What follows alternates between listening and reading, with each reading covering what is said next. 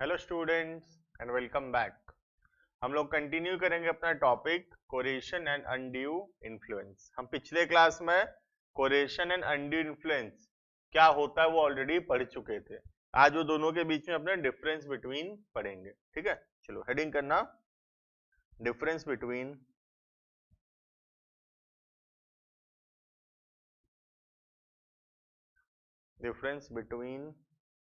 कोरेशन and undue influence. Difference between coercion and undue influence. ठीक है, तो क्या करेंगे, 3 कॉलम बनाएंगे। एक होगा बेसिक्स का कॉलम, ठीक है, किस बेसिस पे हम डिफरेंस कर रहे हैं, और एक होगा अनड्यू इन्फ्लुएंस, और एक होगा misrepresentation, sorry coercion and undue influence. ठीक है, इसके बाद वाला टॉपिक है फ्रॉड और मिस रिप्रेजेंटेशन, इसके बाद है। ठीक है, चलो हेडिंग करना, मतलब पहले बना दो ये वाला।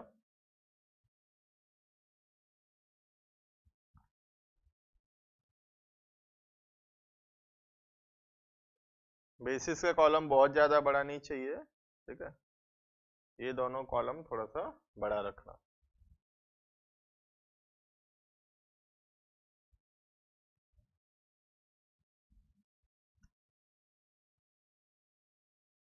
बेसिस, कोरेशन,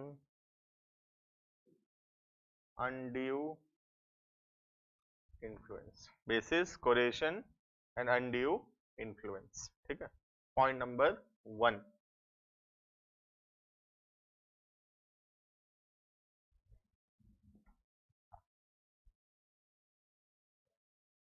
नेचर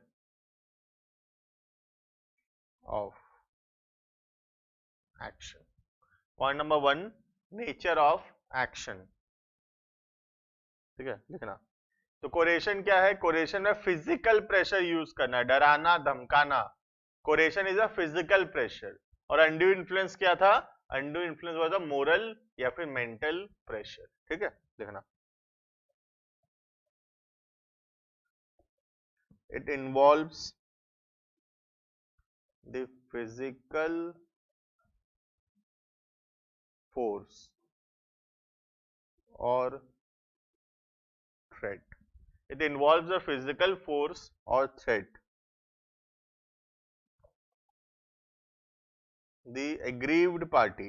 Aggrieved का मतलब होता है पीड़ित, जिसको असुविधा हुआ है, जिसको प्रॉब्लम हुआ है। The aggrieved party is compelled, मतलब जबरदस्ती, compelled to make a contract against its will। ठीक है, तो कोरेशन क्या हो रहा है? कोरेशन फिजिकल प्रेशर यूज करना, फिजिकल थ्रेट यूज करना, जो कि सामने वाला पार्टी मजबूर हो जाए कॉन्ट्रैक्ट में एंटर करने के लिए, भले ही उसका मन क्यों ना हो। ठीक है, उसका मन नहीं है लेकिन फिर भी उसको कॉन्ट्रैक्ट में एंटर करना पड़ रहा है। ठीक है, और इधर साइड क्या अनड्यू इन्फ्लुएंस? ये तो आसान है। इट इन्वॉल्व्स मोरल और मेंटल प्रेशर। ठीक है, किसी को मोरल या मेंटल प्रेशर देना is known as undue influence. Next we will write down point number 2.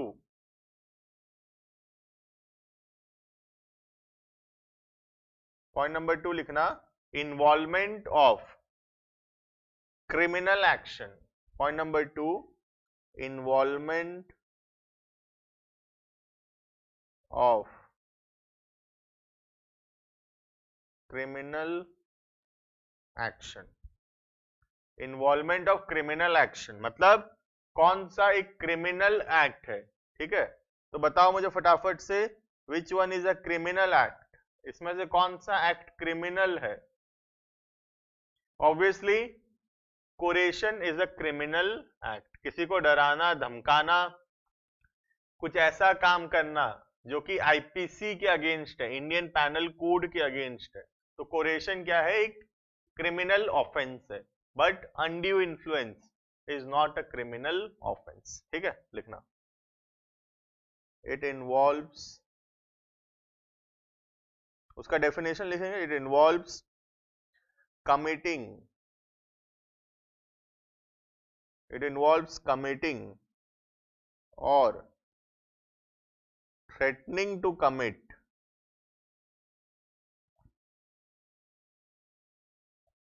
it involves committing or threatening to commit an act forbidden by Indian panel code, forbidden by Indian panel code, जो कि IPC मना करता है, Indian panel code मना करता है, और detaining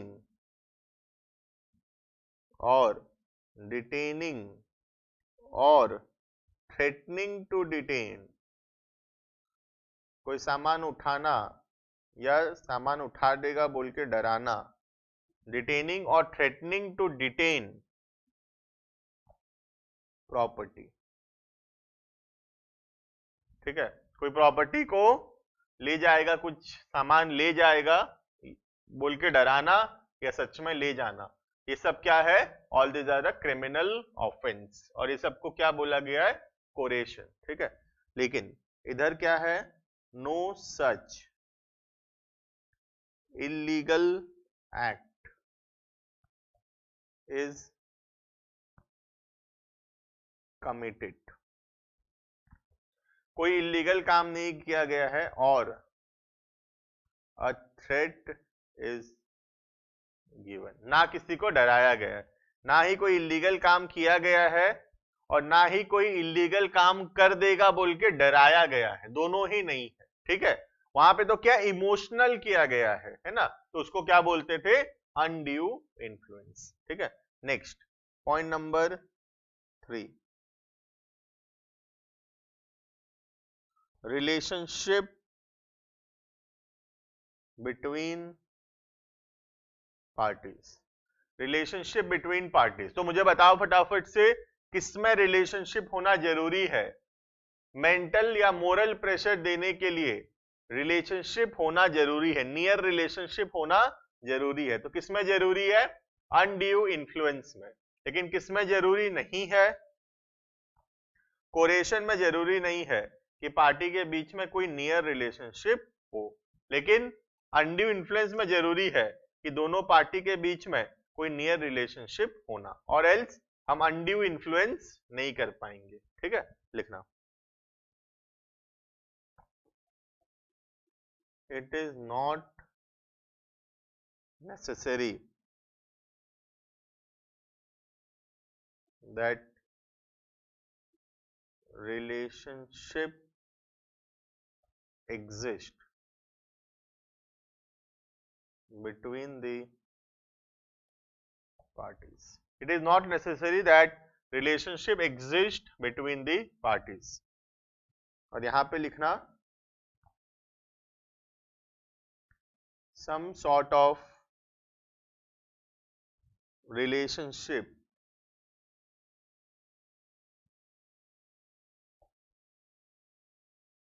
must exist between the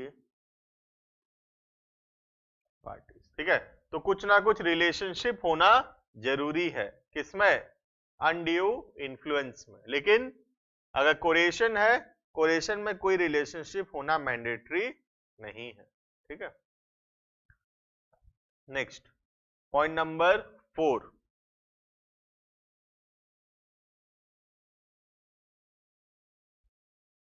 exercised by whom,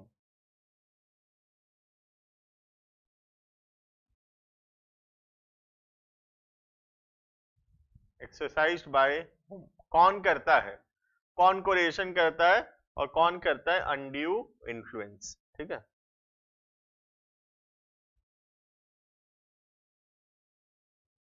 तो डरा धमका तो कोई भी सकता है, दोनों पार्टी आपस में डराए धमकाए ऐसा जरूरी नहीं है। ए और बी के बीच में एक कॉन्ट्रैक्ट हो रहा है, तो कोई थर्ड पार्टी भी डराएगा धमकाएगा ए को, तो हो सकता है ए वो कॉन्ट्रैक्ट बी के साथ कर ले, लेकिन क्या बी डराया? नहीं, जरूरी नहीं है बी डराया, कोई स्ट्रेंजर भी डरा सकता है कॉन्ट्रैक्ट के अंदर। ठीक है, देखना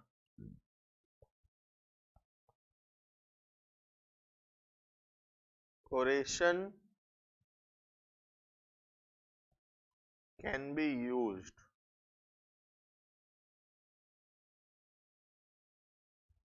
by the promisor, promisee or even by stranger to a contract। कोई बाहर वाला भी डरा सकता है, ठीक है, तो प्रोमिसर भी डरा सकता है, प्रोमिसी भी हो सकता है, या फिर कोई थर्ड पार्टी भी हो सकता है। लेकिन मेंटल या मोरली इमोशनल करने के लिए दोनों पार्टी के बीच में नियर रिलेशनशिप होना जरूरी है, वरना वो इमोशनल होगा ही नहीं। ठीक है, तो ये किसके बीच में हो सकता है? Only between the parties to the contract. ठीक है,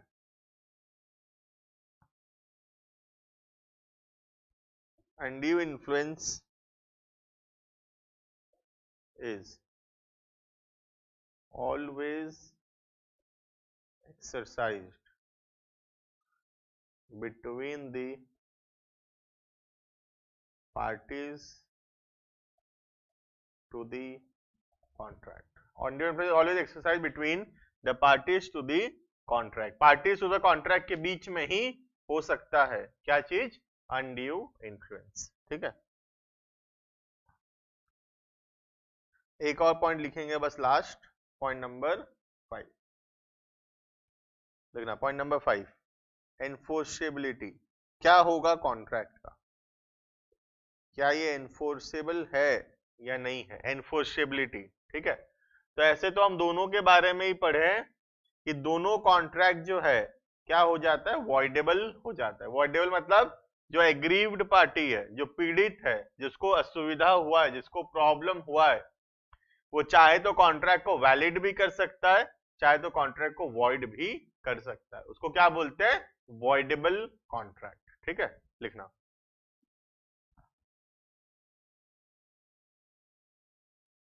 the contract is voidable, the contract is voidable at the option of the party whose consent was so obtained। ठीक है, जिसको डराया धमकाया गया है उसकी मर्जी है कि वो कॉन्ट्रैक्ट को वॉइडेबल कर सकता है, मतलब वॉइड भी कर सकता है, चाहे तो कॉन्ट्रैक्ट को वैलिड भी रख सकता है, उसकी मर्जी है। ठीक है, उधर लिखना, यहां पे भी हम पढ़े थे कि वैसे तो वॉइडेबल होता है, लेकिन कौन सा ज्यादा बड़ा क्राइम है मुझे बताओ?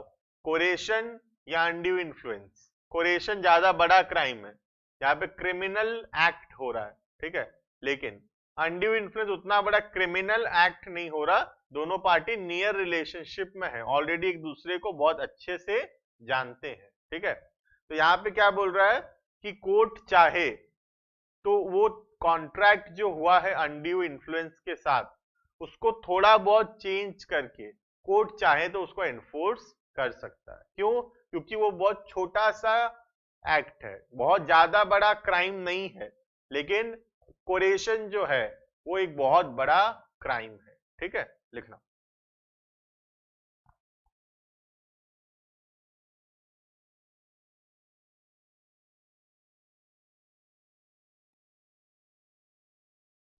Contract is voidable. कॉन्ट्रैक्ट तो वॉइडेबल है, और एक एक्स्ट्रा चीज भी है, और द कोर्ट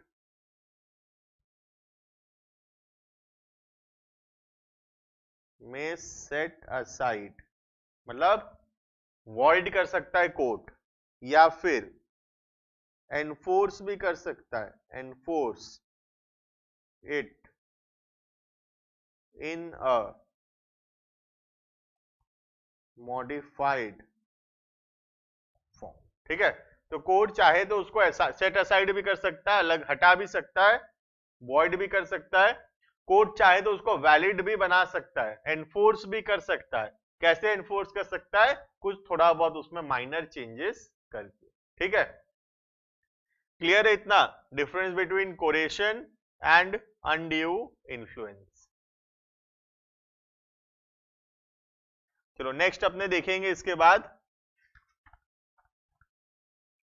पढ़ेंगे point number 3, that is fraud. ठीक है, जो तुम लोग बहुत किए हो आज तक, किए हो fraud?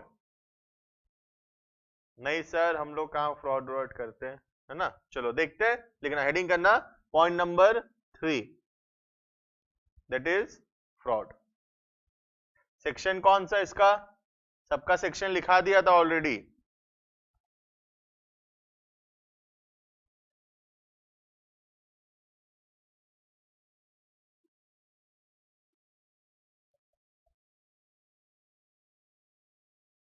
Section number 17, the heading is fraud. ठीक है, अब दो वर्ड आएगा जो कि ऑलमोस्ट एक जैसा होगा, जैसे अभी अपने पढ़े कोरेशन और अनड्यू इन्फ्लुएंस, थोड़ा बहुत एक जैसा था ना, वैसे ही दो वर्ड आएगा, that is fraud and miss representation. ठीक है, फ्रॉड का मतलब होता है जानबूझकर किसी को चीट करना, जानबूझकर किसी को धोखा देना, झूठ बोलना, उसको बोलते हैं फ्रॉड। और जो वर्ड है मिस रिप्रेजेंटेशन, जो इसके बाद पढ़ेंगे अपने 18 नंबर सेक्शन में, वो है कि हम किसी को झूठ बोले, लेकिन हम किसी को गलत बात बोले, झूठ बोले, लेकिन हम खुद भी नहीं जानते थे कि हम झूठ बोल रहे हैं। सर ऐसे कैसा हो गया सर? देखना, हमको कोई एक सामान दिया,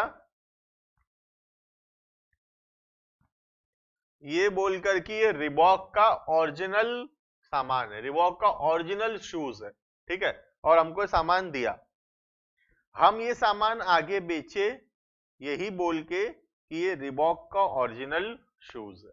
ठीक है, अब ये बात गलत निकला, ये रिबॉक का ओरिजिनल शूज नहीं है। अब मुझे बताओ, हम झूठ तो बोले, हम बोले कि रिबॉक का ओरिजिनल शूज है, लेकिन क्या हमको पता था कि ये ओरिजिनल नहीं है? नहीं, हमको भी नहीं पता था, क्योंकि हम जिससे खरीदे हमको ये वही बोल के बेचा था कि ये ओरिजिनल शूज है। ठीक है, तो हम अनइंटेंशनली, जानबूझकर नहीं बोले झूठ, अनइंटेंशनली झूठ बोले, तो उसको क्या बोलते हैं? Miss representation. और अगर जानबूझकर झूठ बोले किसी से, जानबूझकर किसी को चीट किए, तो उसको बोला गया है फ्रॉड। तो सिंपल सा बात है, फ्रॉड का मतलब भी है झूठ बोलना, मिस रिप्रेजेंटेशन का मतलब भी है झूठ बोलना, लेकिन फ्रॉड में हम इंटेंशनली झूठ बोल रहे हैं, जानबूझकर झूठ बोल रहे हैं, लेकिन जो मिस रिप्रेजेंटेशन है उसमें हम जानबूझकर झूठ नहीं बोल रहे, उसमें हम अनइंटेंशनली झूठ बोल रहे हैं। जो बात हम बोल रहे हैं हमको लगता है कि वो बात सही है, हम बोले रिबॉक का ओरिजिनल शूज है, लेकिन हमको भी यही लगता था कि वो ओरिजिनल ही है, बाद में पता चला कि वो डुप्लीकेट है। ठीक है, तो जानबूझकर अगर झूठ नहीं बोले हैं तो वो है मिस रिप्रेजेंटेशन, और अगर जानबूझकर बोला गया झूठ है तो वो क्या है? फ्रॉड है। कौन सा ज्यादा बड़ा क्राइम है? कौन सा ज्यादा बड़ा क्राइम है, फ्रॉड की miss representation? Obviously fraud is a bigger crime, fraud ज्यादा बड़ा क्राइम है। ठीक है, चलो हेडिंग करेंगे फ्रॉड। ठीक है, फटाफट से हेडिंग है fraud, that is section number 17। ठीक है, लिखेंगे हम लोग, पहले उसका मतलब लिखेंगे और फिर उसका एग्जाम्पल।